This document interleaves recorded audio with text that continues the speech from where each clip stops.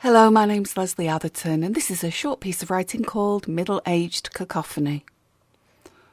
The cacophony was apparently constructive to Chloe's working, her relaxation, and her life-affirming fun, but he was pissed off with the constant noise. He tried to deal with it for his daughter's sake, but all it did was wind him up. He wondered, not for the first time, which idiot thought that Native American chanting, mixed with 1990s Euro-pop dance music and trimmed with the most pretentious poetry he'd ever heard, would be worth listening to. Like, ever. Chloe's music was hurting Phil's head. He was old school, and that didn't mean happy, shiny people with smiley faces raving and off their heads on pills. Old school to Phil was more about dire straits and status quo, because Phil mainly listened to dad rock, and that was definitely something that his teenage daughter bemoaned. Dad rock was the worst kind of middle-of-the-road music, she claimed. It was music for people who had lost their edge, and who were neither young nor old, basically the middle-aged. Well, yes, he was officially middle-aged, with 55 years behind him, and was proud of it, and how he still had some links with the youngsters. But on days like this he was feeling more intolerant than ever of the crap that Chloe forced on him. He tried to like it, he really did, and she was a sweet girl and meant well, but if he had to listen to another moment of this total garbage, he would have to swear allegiance to the Dark Lord of Radio 2 and completely forswear his CD player altogether. "I'm turning this shite off, giving me a headache," he moaned to nobody in particular, for he had intentionally chosen one of Chloe's few CDs. It was how he coped with missing her. Chloe, his only child, and his only co-resident in the ex-marital home, was at school, was almost 16, and almost departed. God only knew how he would cope when she did go, as it was her who'd kept him sane for 9 years since Anna, his wife, and her mum had disappeared. Disappeared, just like that. After 2 years of Chloe's mum being on the missing persons register, Phil had got up to answer a knock at the door. It was a Tuesday evening and had been totally typical and without event until that moment. He opened his door and was startled to see a uniformed police officer and another scruffy man with handlebar moustache. His immediate thought was that Anna's body had been found, but the officer's words left him in shock. Anna had been in touch and didn't want to see her husband or daughter again, but instead needed to pick things up from their home. Phil had been furious. How dare she do that to the pair of them, then send a friend to collect her possessions with a police escort? What kind of person did she think he'd become? Anyway, time and effort had done a good job of healing, and Anna was less than a stranger to them both now. Phil fervently believed that it would have been better if Anna had died, as they had both initially assumed, then their grief would have had some rhyme or reason. This way the anger took over, and it was the same anger that kept them going. Especially in Chloe's case, as she was a little kid whose mother had abandoned her, and Chloe, over 9 years later, would never forgive her. It wasn't a surprise to Phil that he was thinking of Anna again. He thought of her every day. He'd wonder why she'd gone when she did, and if, just maybe, things might have been different if they'd tried harder, had another child, earned more money, or had more time. That was the problem, all the self-analysis. Her leaving had happened so suddenly that he couldn't get his head round it. She always seemed so happy, too. Another lover, drugs, drink, who knew? He'd better get on with his work. A self-employed interior designer, he worked at home, apart from when his client meetings took him out. He was happy with the arrangement, and it meant he was usually home for Chloe. It suited them both. He'd get a little more work done before his darling daughter arrived home with all her demands. Deadlines were looming, after all. But just as he settled, there was a loud, unfriendly rap at the door. Assuming it to be a new T-shirt he'd ordered from eBay, dare he show Chloe his Bruce Springsteen shame, he happily trotted downstairs to the door. But the person standing there wasn't a courier or postman. It was Anna. She was older, of course, and more rounded than she'd been in her 40s, but then the middle-aged spread had spread to him too. Phil spluttered. Bloody hell. Bloody hell indeed, is that all you can say after 10 years? He'd forgotten the harshness of her voice, harsh from too much tobacco, too much drink, and all the rest, he thought. She was rounded in the paunch, yet still looked papery thin elsewhere, with reddened and darkened skin. He felt almost chipper in comparison.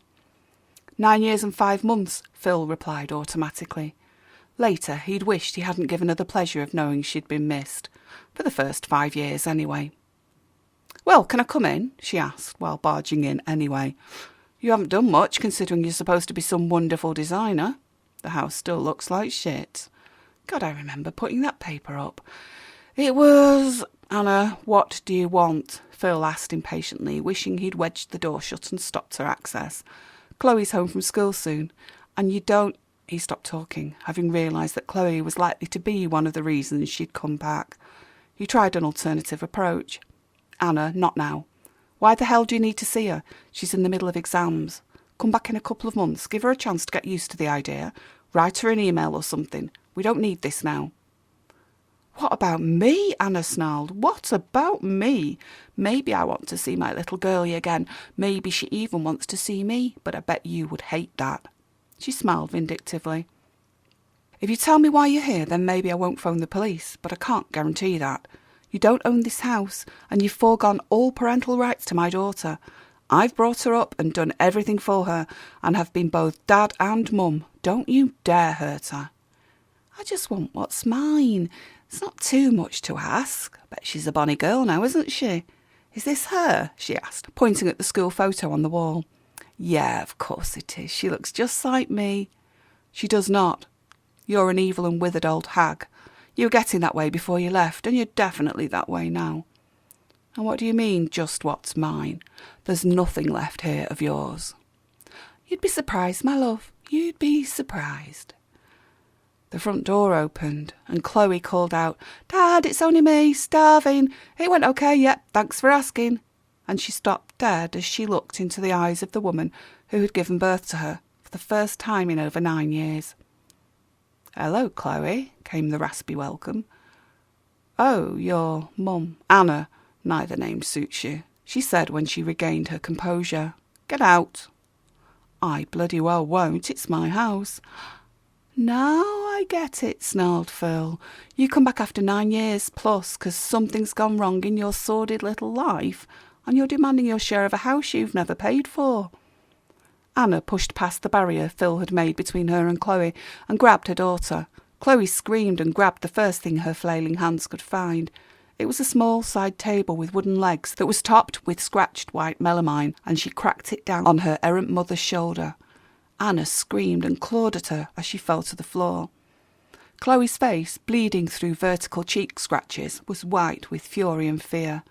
"You're a useless mother," she shouted, regaining her grip on the table.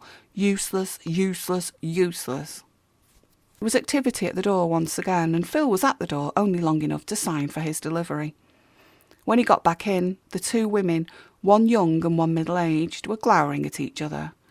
Thank God for the door knock. Chloe might have killed her so-called mum without it. Without realising the ridiculousness of what he was doing, Phil slowly opened his T-shirt package and held it against himself. The two females stared. "You always did like shit music," said Anna. "Nice Bruce Springsteen shirt, Dad," said Chloe, supporting her parent. "Anyway, take no notice of her. You can listen to whatever you want. You deserve it." Anna got herself to her feet. She rubbed her shoulder and stomach. She was clearly in some pain. "I'll come back with my bloke. He'll tell you what's what. We'll take everything, including the kid. I've got a job for her." Phil picked up the phone. "You wouldn't dare," Anna yelled at him, rising again. "I would dare, and I have dared," he said. "Police, please. A woman just pushed past me into my house and attacked my daughter. We'll hold her here till you arrive, should we?" Anna glared. "So, do I say goodbye now for good and leave you to walk up that path, promising never to return, or do we have to clobber you with that table a few more times?" "Oh, I'm sorry, officer. I was holding on to the attacker and she got worse and worse and worse. I didn't mean to kill her. It was just self-defence." Anna rose to her full height and spat onto Phil's pool trophy. "Say what you like," she yelled. "I'm bored of this anyway." Anna walked wincing into the hall and slammed the door while her husband and daughter clung to each other. "Love you, Daddy," said Chloe, post-shock tears finally falling. "Love you, baby girl," Phil replied. As he held his precious daughter, he wondered what would happen next. Anna would be back, he'd no doubt about that. He felt stupid for having remained in the same house for these 10 years. Staying there might have put them at risk, but how was he supposed to have anticipated what just happened? And how was he supposed to guess what might happen next? Chloe moved away from him, tears drying a little. She's not as nice as I remember her. It was a feeble attempt at humour in the midst of crisis. She's nicer than I remember her, her dad countered. Quite the charmer, I thought. Let's have a round for dinner. Yeah, should we? I seem to remember she had a fondness for strychnine. They could always do that, make each other laugh, deflate situations, remove importance, concentrate on what really mattered.